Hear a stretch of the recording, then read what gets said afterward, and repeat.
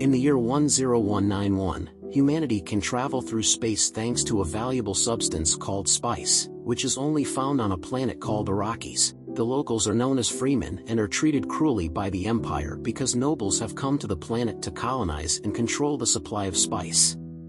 For many years the Harkonnen family was in charge of Arrakis, but one day the Emperor kicked the Harkonnens out and the Atreides family took over. However, the Harkonnens never stopped plotting revenge and eventually send an attack on Arrakis to regain the leadership of the planet. Most of the Atreides family is killed except for the son Paul and his mother Jessica, who escape to the desert and meet with the Freemen. Jessica belongs to the Bene Gesserit, an organization that has secretly made up a prophecy that makes some Freemen believe Paul may be the chosen one who will save them from the Empire. Paul proves himself in a fight and the Freemen agree to take them to their town. However, everyone else in the universe thinks there are no members of the Atreides family left.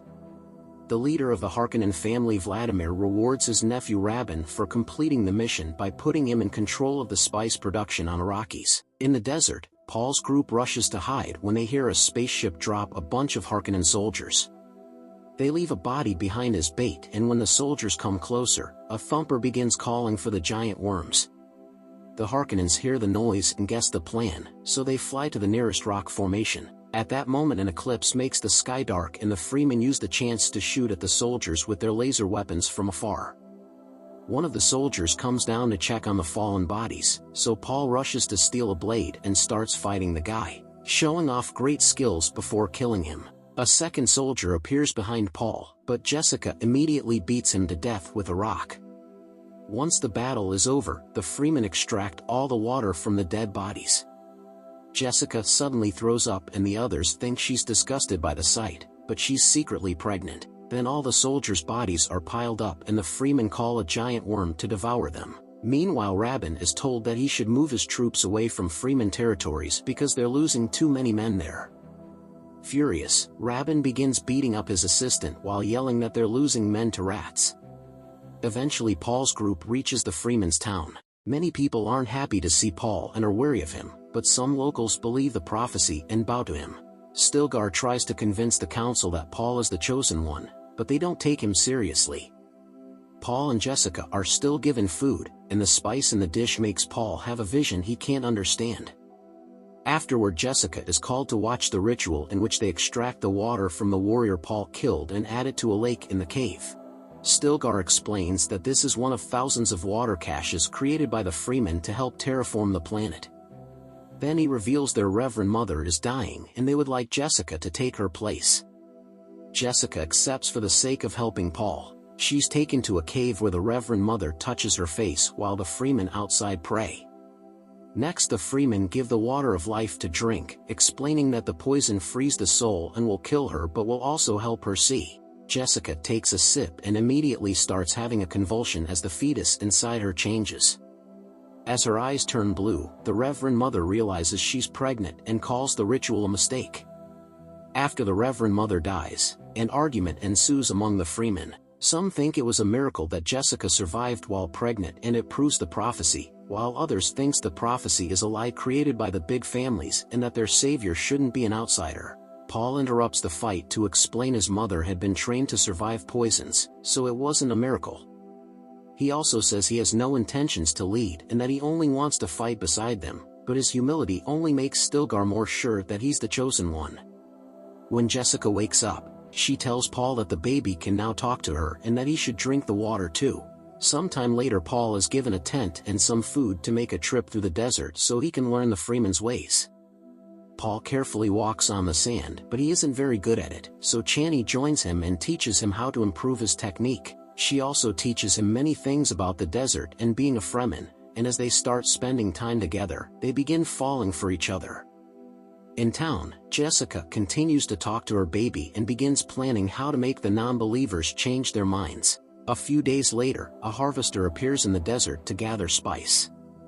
The Freemen come out from their hiding spots in the sand for a surprise attack, killing a bunch of soldiers while moving expertly on the sand, which gives them an advantage. The enemy has also brought an aircraft along that opens fire on them, so the Freemen rush to take cover under the harvester. Chani and Paul come out and bring out 2 more soldiers, then Paul acts as bait to get the aircraft's attention on him and Chan brings it down with her laser gun. Now the way is open for more freemen to come out of hiding and shoot at the harvester at the same time, finally destroying it. That night the group celebrates their victory and finally accepts Paul as part of the freemen. They give him a warrior name and hug him as an official welcome. The next day Paul watches Stilgar ride a worm and takes off his family ring, accepting he isn't an Atreides anymore. Then Chani joins him and they share a kiss. For the next few months, the group keeps traveling together through the desert and bringing down any harvester they can find, slowly causing great losses to House Harkonnen. When Vladimir hears about all this trouble, he kills 2 assistants in fury. He calls Rabban to his chambers and informs him that if they keep on failing, the Emperor will take spice out of their control.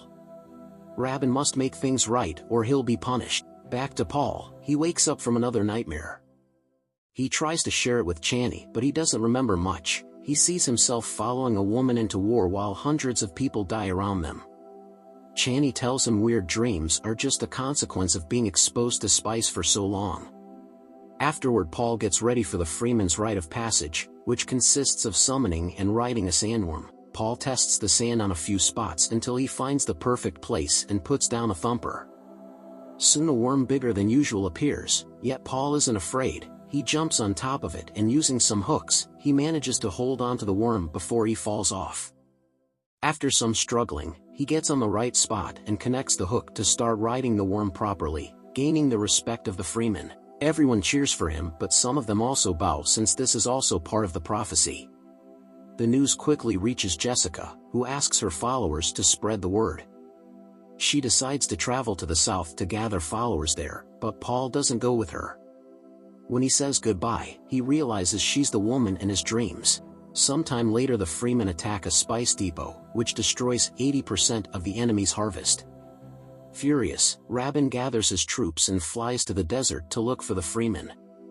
They can't see them anywhere, but Rabban makes his men shoot down the rocky formation anyway, causing a huge explosion and a thick dust fog. Then Rabban and his soldiers leave their ships and begin walking through the fog, giving the freemen the chance to surround them and start killing them one by one. Terrified, Rabban and his men try to escape, however the freemen start shooting at the aircraft too. Rabban barely manages to hold on and almost gets killed in the process, but a guard shoots the attacker off the ship and they get to escape. Meanwhile the Emperor is worried about the freemen gaining power and his daughter Princess Irulan advises him to let the conflict turn into a full war. Later in private, Irulan tells Reverend Mother Helen that she suspects the freemen's new prophet is Paul. Helen confirms it but tells her not to tell anyone, especially the Emperor, because if the great houses find out about the massacre of the Atreides family, her father could lose the throne. She's also making plans for the Emperor's nephew Fade to take over Arrakis. Speaking of Fade, he's getting ready for a fight and tests his new blade on a servant, quickly killing her yet still complaining about the sharpness. At the same time, his opponents are given a mysterious injection and it's revealed they're 3 prisoners from the Atreides family. Then Fade enters the arena, where Vladimir and thousands of people have come to watch his battle on his birthday. He kills 2 of 3 opponents in just a few seconds, but the third one wasn't given the poison and offers a fair fight. Fade realizes he's being tested, so he takes off his body shield to show off and continues to fight the prisoner, telling the guards not to help him. His opponent tries his best but Fade is still a better warrior and Fade kills him as well, gaining an ovation from the crowd. Later that day Fade complains to Vladimir about the trick, but Vladimir tells him he passed the test and can have Arrakis. Vladimir also explains he plans to bring down the Emperor and wants Fade to take over. On his way out, he notices he's being followed by Margot, a member of the Bene Gesserit. Fade realizes he's seen her in his dreams and Margot manipulates him into following her to her room and they get dirty together. The next day Margot informs Helen and Irulan that the bloodline has been secured because she's pregnant with Fade's child, just as planned. At the same time Vladimir declares Fade the new governor of Arrakis. In the desert, a band of smugglers lands a harvester to gather some spice, but the freemen immediately activate hidden mines and open fire to destroy all their equipment. Paul jumps on one of the smugglers, but he stops his attack when he notices it's Gurney, the war master that used to work for his family. Paul tells the others not to attack anymore and reunites with his old friend with a hug. Afterward, Gurney and his men start traveling with Paul's group. Gurney tells Paul that he should use his power to control the freemen and get revenge, but Paul is scared of doing so because his visions lead to a holy war with millions of deaths. Sometime later, Gurney reveals he knows where the Atreides family hid all their firepower. Paul starts seeing things different because all that power could help him get freedom for the freemen. They tell the others and travel to the hidden cave, where only Paul's DNA can open the door. Inside they find 92 atomic warheads. In the meantime, Jessica arrives at the south and continues to spread the word about Paul's achievements. She also meets with the Maker Keeper, who shows her how the water of life is done. Inside a temple, the Keeper summons a baby sandworm that she drowns in a small lake to then extract its poison. When the poison is done, Jessica uses her power to force the Keeper to share the water with Paul when he comes, which is forbidden. Sometime later, Paul finds Chani staring at the sun and discovers her face is burned. Suddenly he wakes up and finds all the freemen looking around because they can hear explosions. It turns out Fade is attacking their town, effectively bringing it down with heavy artillery shot from aircraft. When Rabin arrives, he confronts his brother Fade for taking his place, but Fade quickly knocks him down and forces him to kiss his feet. Then Fade meets with a friend of Chani's who was captured during the attack, but since she refuses to share any information, she gets killed. Back to Paul's group, they rush back to their town to help the few people that managed to survive the attack. They receive a message from the south saying the leaders are gathering to discuss the situation, but Paul refuses to go because he's afraid of his visions. When he touches the sand, he has the same terrible visions again, but Chani convinces him they have no choice if they want to survive. The entire group rides a bunch of sandworms and finally makes their way to the south. Paul enters the temple and the Keeper gives him the water of life, which he drinks without hesitation. He has a vision of his future sister standing on a beach and telling him the truth about their family. By the time the rest of the group arrives at the temple, Paul's vitals are so low that he looks dead.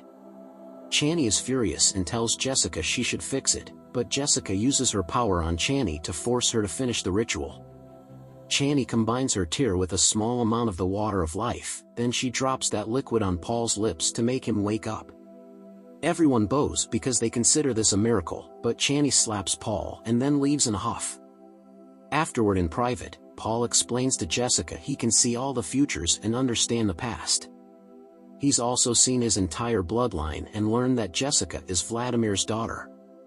Jessica claims she didn't know either until she drank the water. Paul announces that if they're Harkonnens then they shall fight as them, marking the beginning of Paul's descent from savior to tyrant. Paul then makes his way to the War Council, where all the freemen are praying. Chani tries to tell them they're being manipulated by the prophecy and that this will end up badly, but nobody believes her. As Paul walks to the middle of the room, the locals discuss if Stilgar should die so Paul can take his place as a leader, but Paul yells at them for wanting to get rid of a fantastic warrior.